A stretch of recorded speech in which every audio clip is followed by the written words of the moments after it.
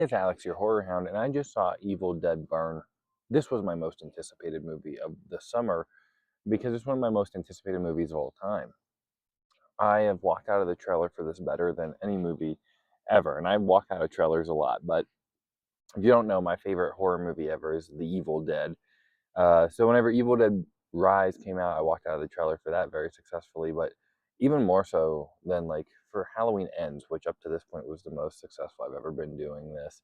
I just completely avoided finding out anything about this movie um, for genuine sheer anticipation and excitement for something that I just really care about. It's the sixth one in my favorite horror franchise. I like them all, but the fourth one. So I was really excited, and it lived up to the hype. This was from the director of Infested, the French Canadian spider creature feature from a few years back, and I really enjoyed that. And that movie had a real visceral intensity. That as soon as they were like, "He's doing the Evil Dead," I was like, "Yeah, it makes sense." I completely see what Raimi saw, and decided to give to him the reins to Evil Dead. And I'll be 100% honest, I am someone that says that I have no problem with the disconnectedness of the last couple Evil Dead movies. Whenever I hear that complaint from a lot of critics and movie reviewers on YouTube that they don't like that the new Evil Dead movies don't connect and like that they don't have Jane Levy from the 2013 one, I'm like, well, whenever I hear people say they don't have Jane Levy from the 2013 one, I'm like, that's the equivalent of me saying that I don't like the new Halloween movie because Scott Taylor Compton isn't in it. It's like complete fanboying to think that they would ever need to connect the 2013 one to the modern movies. I digress. It's like I understand that frustration, not something I feel at all. I love that they just are in like completely isolated stories that are connected by the Necronomicon and the Deadites.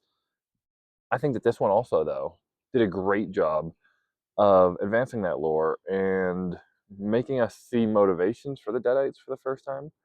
Um, I'm going to get into a little bit of spoilers. I mean, it's a full review. I have a shorter review out, a quick review, just saying, yeah, this really lived up to my hype. And I can say that, that I fully feel that this was another great Evil Dead movie that was great because it was unique in all the best ways. It's not doing the same thing.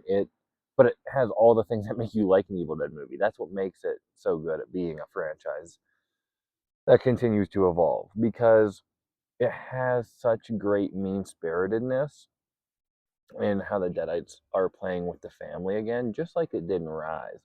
But this time it's more directly in law and, dealing with your wife or husband or boyfriend or girlfriend's family and how annoying that can be sometimes is what this movie is going for. And a really toxic version of that.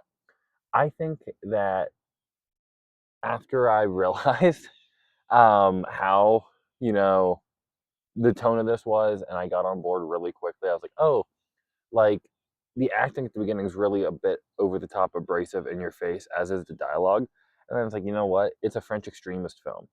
I don't really even care that they're shaking ass that much in the club in the Evil Dead movie, showing a transition from the opening, which was a really, really great, intense opening. Another great, intense opening, which keeps the lake and cabin in the woods alive to a degree, even though they're moving out of that to a certain extent. I think that this movie just had such a great meme streak, though.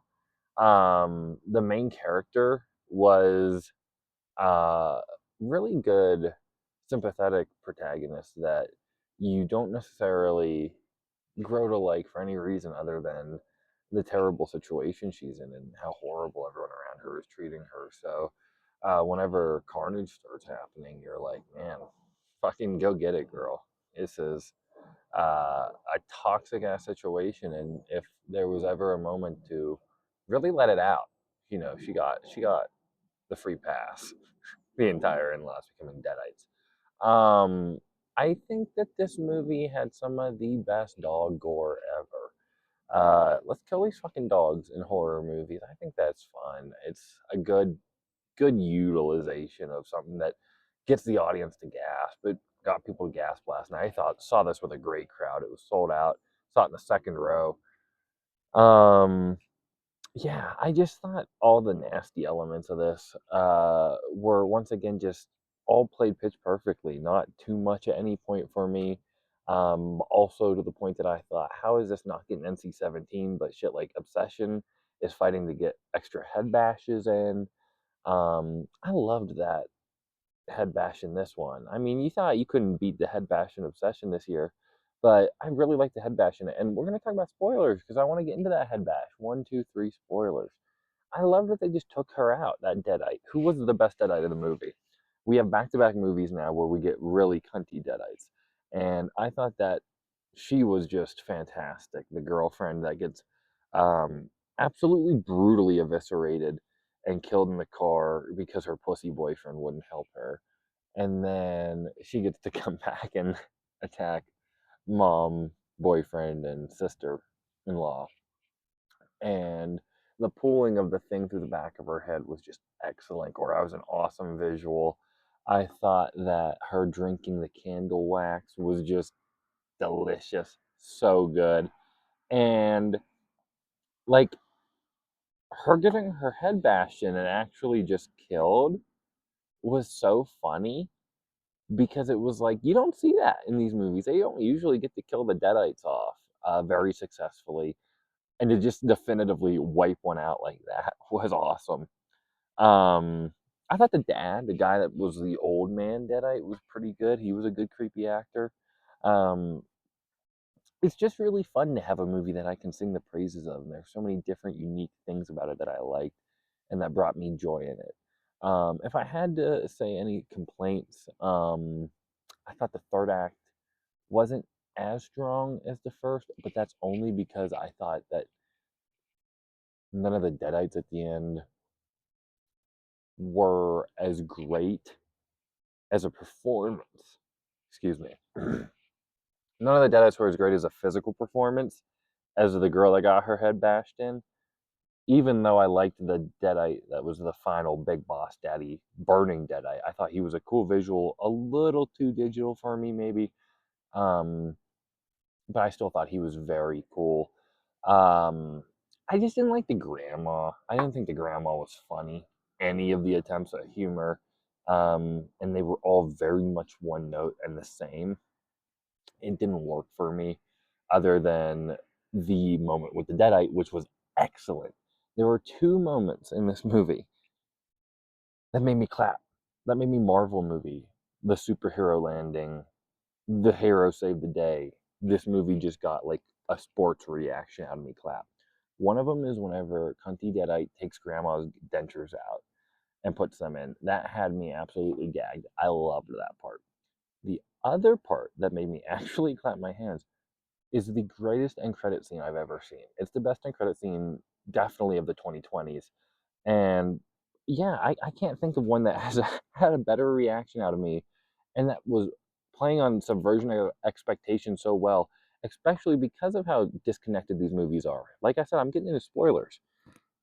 The end credit scene of this movie is a little girl in a morgue, and she's looking at some names on some urns, and her mom said, "Oh, that must be the person who's coming to be the mortician or whatever." So, like, you have two setups for what this big end credit stinger could be. It could be the person coming to meet the mom, or it could be a name on an urn. And then, just like that, mommy's back.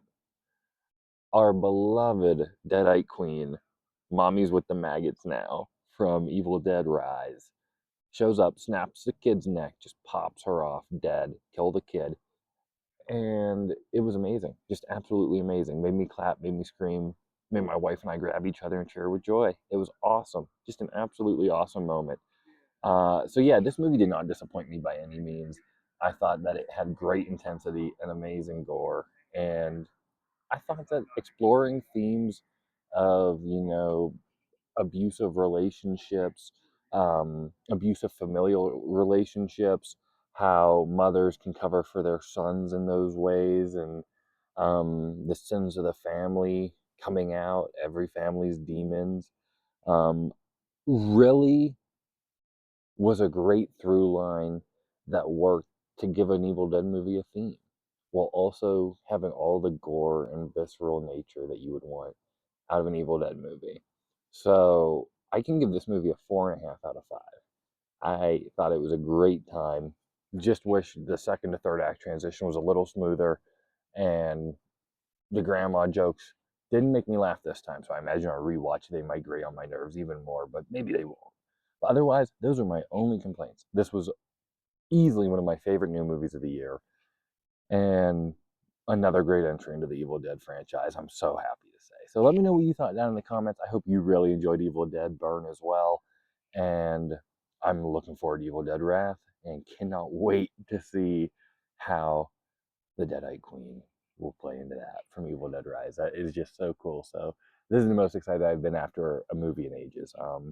Yeah, I'm just thrilled, super jazzed. Going camping this weekend.